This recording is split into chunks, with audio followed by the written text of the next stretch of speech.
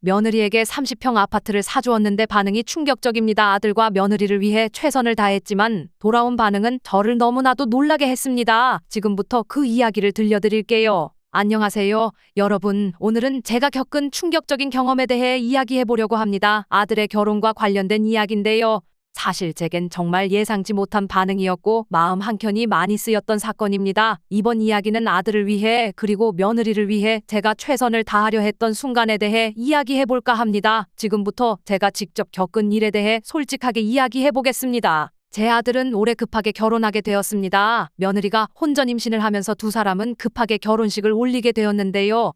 처음에는 저도 아들이 너무 갑작스럽게 결혼한다는 소식을 듣고 많이 당황했지만 그 소식과 함께 새로운 생명이 찾아왔다는 걸 알게 되면서 제 마음도 조금씩 달라지기 시작했습니다. 손주가 생긴다는 사실은 정말 기쁜 일이니까요. 그래서 어떻게든 두 사람에게 조금이나마 도움이 되고 싶었습니다. 그렇게 해서 제가 결심한 것이 바로 아들 부부에게 신혼집을 마련해 주는 것이었죠. 저는 손주도 태어날 것이고 신혼을 시작하는 아들과 며느리에게 안락한 공간이 필요하다고 생각했습니다. 그래서 나름 큰 결심을 하고 30평대의 아파트를 구입하게 되었습니다. 사실 제 경제적인 상황에서 무리하지 않으면서도 가능한 최선의 선택이었거든요. 그렇게 아파트를 계약하고 인테리어도 깔끔하게 해서 아들 부부가 편안히 지낼 수 있도록 준비했습니다. 아파트를 준비하면서 정말 많은 고민과 노력이 필요했습니다. 어떤 지역이 좋은지, 아들 부부가 생활하기에 편리한 환경은 어떤 곳인지 여러 차례 발품을 팔며 조사했습니다. 그리고 가능한 한 최신의 인테리어로 집을 꾸며주려고도 했습니다. 새로운 출발을 하는 아들과 며느리가 조금이라도 더 행복하게 지낼 수 있도록 부족함 없이 모든 것을 갖추고 싶었어요. 이렇게 열심히 준비한 집이었기에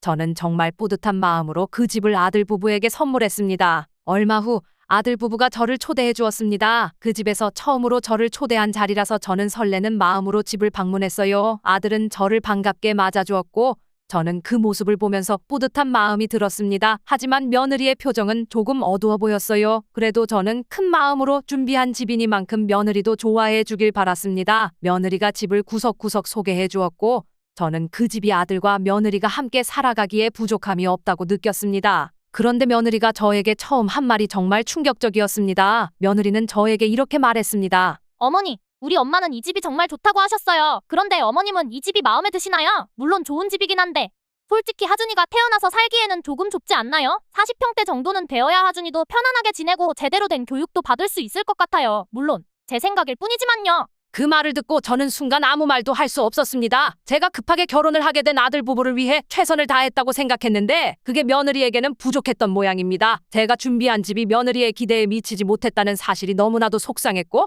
마음이 무거웠습니다. 그래서 저는 며느리에게 이렇게 말했습니다. 그래, 내가 아들 부부를 위해 최선을 다하려고 했는데 내가 생각했던 것보다 내가 원하는 기준에 맞추지 못했나 보다. 앞으로는 더 이상의 경제적인 지원은 없을 거야. 그리고 이 집도 부동산에 내놓을 생각이야. 제 말을 들은 며느리의 얼굴은 갑자기 빨개졌습니다. 그리고 며느리는 당황한 듯 아니에요. 그냥 제가 생각 없이 한 말이에요. 저는 그 말을 들으면서 며느리의 입장도 이해하려고 노력했습니다. 하지만 한편으로는 제 마음이 많이 다쳤다는 걸 숨길 수 없었습니다. 분명 저는 아들과 며느리를 위해 최선을 다했다고 생각했는데 그게 상대방에게는 그렇게 받아들여지지 않았다는 사실이 저를 힘들게 했습니다. 그 이후로 저는 많은 생각을 하게 되었습니다. 부모로서 내가 할 수 있는 최선을 다해도 그것이 아이들에게 충분하지 않을 수도 있다는 것을 깨달았습니다. 그리고 세대 간의 차이라는 것도 분명히 존재한다는 것을 느꼈어요. 저는 그저 손주가 태어날 것을 생각하며 실용적이고 편안한 집을 준비했지만 며느리에게는 그 이상의 것을 기대하게 만드는 사회적 압박이나 자신의 꿈이 있었을지도 모른다는 생각이 들었습니다. 그렇다고 해서 제가 느꼈던 실망감과 상처가 사라지는 것은 아니었지만 그들을 조금 더 이해하고 싶은 마음이 들었습니다.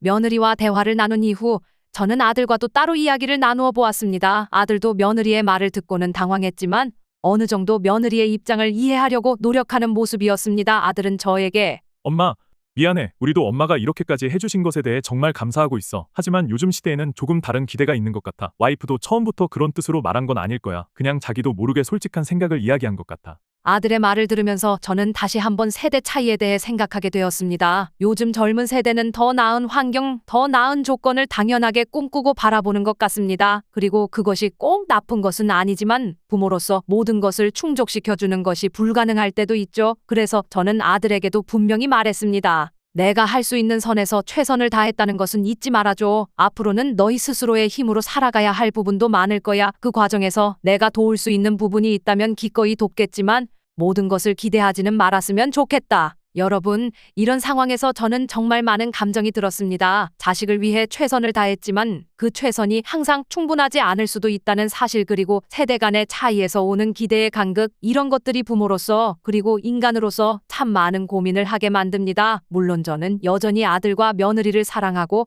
손주가 태어나는 것을 기쁘게 기다리고 있습니다. 하지만 이번 일을 통해 저도 많은 것을 배웠습니다. 부모의 역할이란 언제나 최선을 다해도 결국에는 자식이 스스로의 길을 걸어가도록 도와주는 것이겠지요. 오늘 여러분께 이 이야기를 나누는 이유는 저도 사실 이 상황에서 어떻게 해야 할지 많이 혼란스러웠기 때문입니다. 부모로서 아들과 며느리를 위해 무엇이 최선인지 고민하고 또 손주를 위해 준비한 집이었지만 제 마음과는 다르게 상황이 흘러가면서 느낀 감정이 참 복잡했습니다. 여러분들은 이런 상황에서 어떻게 대처하셨을지 궁금합니다. 댓글로 여러분의 의견을 남겨주시면 감사하겠습니다. 여러분의 조언이 저에게 큰 도움이 될 것 같습니다. 오늘 이야기가 여러분에게 조금이라도 공감이 되셨다면 좋아요와 구독 부탁드리겠습니다. 여러분의 응원과 조언이 제게 큰 힘이 됩니다. 감사합니다.